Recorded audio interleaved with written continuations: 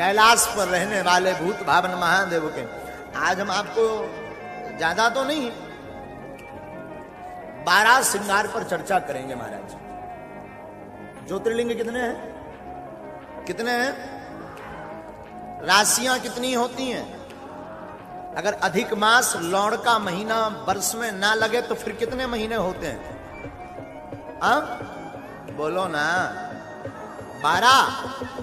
आज हम भोले बाबा के 12 श्रृंगार बताते हैं आपको। नई बात है, 12 श्रृंगार सुनिए, पढ़िए। पहला श्रृंगार मेरे बाबा का, पहला श्रृंगार बाबा का है गंगा। गंगा सिर पर विराजमान रहती है। गंगा का अर्थ होता महाराज शीतलता, जो शीतलता प्रदान करे। गंगा पापम शशीतापम, जो पाप से मुक्त कर दे। कौन से पाप? जो अनजाने में हुए हैं, उन पापों से मुक्ति दिलाए, तो गंगा। पहला श्रृंगार बाबा का गंगा है। गंगा को मस्तक पर रखते हैं। सिर पर ही क्यों रखते हैं? कंठ में रखें, बगल में रख लें, पीठ पर रख लें। सिर पर बाबा गंगा क्यों रखते हैं? बाबा सिर पर इसलिए गंगा रखते हैं कि जीवन में अगर आपको राम को पाना है तो गंगा जैसी पवित्रता रखो अपने सिर पर, तब आप राम को पा पाओगे। इसलिए मस्तक पर गंगा है। दूसरा बाबा का श्रृंगार बड़ा अद्भुत। दूसरा श्रृंगार है चंद्रमा। उल्टा श्रृंगार बताएंगे हम आपको, गंगा से नीचे की तरफ चलेंगे। दूसरा श्रृंगार बाबा का चंद्रमा है। मस्तक पर, भाल पर चंद्रमा। चंद्रमा का अर्थ 2 होते हैं। एक अर्थ कांति का बढ़ाना, तेज का बढ़ाना। दूसरा मन का नियंत्रण। चंद्रमा मन का नियंत्रक देवता है। तो बाबा ने इसको मस्तक पर क्यों धारण किया? मानो मेरा महादेव कहना चाहता हो कि मेरा मन राम के अलावा किसी और में ना रमे, इसलिए मस्तक पर इतना नियंत्रण, मन पर इतना नियंत्रण रखो कि मन हमारा, चित्त हमारा, बुद्धि हमारी सिर्फ राम के चरणों में लगी रहे। इसलिए मस्तक पर, भाल पर चंद्रमा रखा। ये बाबा का दूसरा श्रृंगार बना दो। तीसरा श्रृंगार त्रिशूल। बाबा तीसरा श्रृंगार त्रिशूल का करते हैं। ये आपके श्रृंगार में से ही एक ये है। हाथ में बाबा त्रिशूल लेते हैं। त्रिशूल को लेकर के बाबा झूमते भी हैं। त्रिशूल में 3 आंख होती है, 3 खाम होते हैं त्रिशूल में। 3 ही क्यों होते हैं और किसके कारक हैं? त्रिशूल है सत, रज और तम। सतोगुण, तमोगुण और रजोगुण से परिपूर्ण, अथवा यूं मान के चलो इनसे परे। सतोगुण, रजोगुण, तमोगुण से परे। त्रिशूल जिसमें 3 आंखें होती हैं, ये क्यों है? बोले भैया त्रिशूल की ये जो 3 नोक होती ना, एक एक नोक एक एक ताप को मिटाती, दैहिक, दैविक और भौतिक।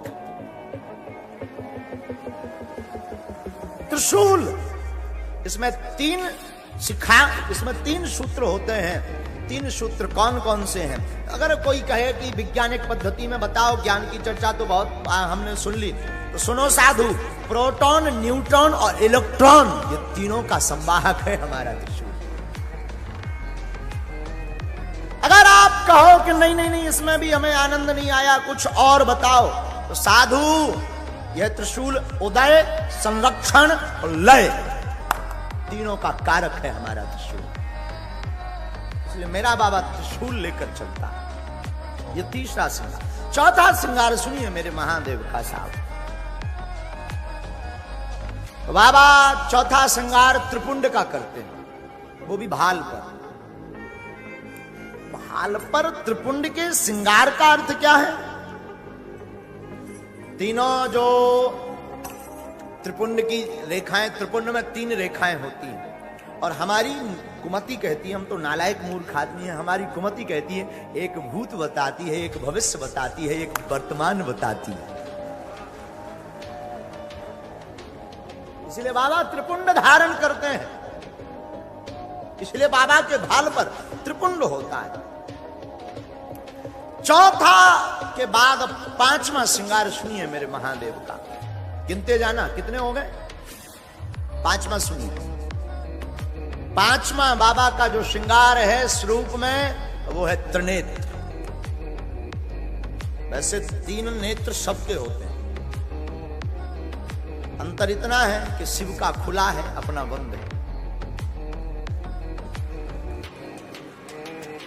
दाना भौहों के मध्य में तीसरा नेत्र सबके अंदर है, पर शिव का नेत्र खुला है। मानो शिव संन्यास और संसार की उपस्थिति एक नेत्र से देखते हैं, इसलिए शिव का खुला हुआ नेत्र है। हम सिर्फ संसार देखते हैं, संन्यास की तरफ नहीं देखते, इसलिए हमारा नेत्र बंद है। ये बाबा का 5वां श्रृंगार हुआ। हाँ, 5वां ही ना, चलो 6वां सुनो। डमरू, बाबा डमरू लेकर के चलते हैं। डमरू काहे का प्रतीक है? डमरू है नाद। डमरू से 14 सूत्र निकले, आई और रन लिख। बाबा की डमरू से 14 सूत्र निकले, और तंत्र की उपस्थिति भी डमरू से ही हुई है। नाद का प्रतीक है डमरू। मैं निवेदन करूं विद्वानों को, आहत नाद नहीं, अनाहत नाद की प्रादुर्भाव भया है बाबा की डमरू से। आहत नाद नहीं, अनाहत नाद। दिव्य श्रृंगार में 5 हो गए ना, अब कौन सा बचा? 6 हो गए। हम आपको चेक कर रहे थे।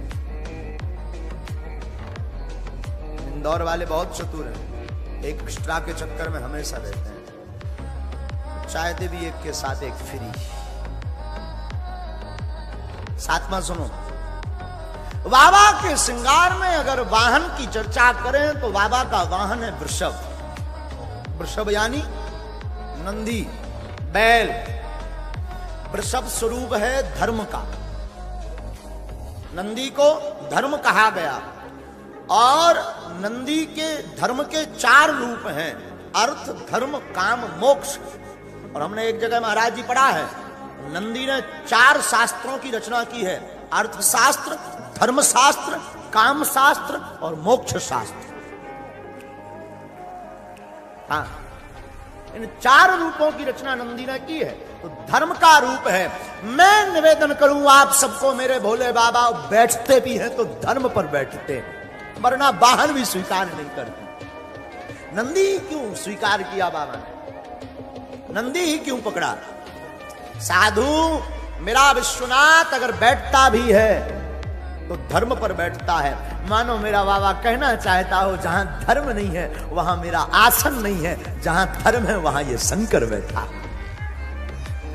कितने श्रृंगार के रूप हो गए? 8वां बताना है ना। 8वां सुनो। बाबा के श्रृंगार में एक बार थोड़ा उल्टा चढ़ो। जटाएं, जटाएं, जटाएं हैं वायुमंडल। जटाएं हैं विचारों की एकता। जटा का एक अर्थ हमारे पूज्यपाद गुरुदेव कहा करते थे, साधु जिसने अपनी जटाएं एकत्रित कर ली, जिसने अपने केसों को बांध लिया, जिसने अपने विचारों को बांध लिया, वो शंकर बन गया।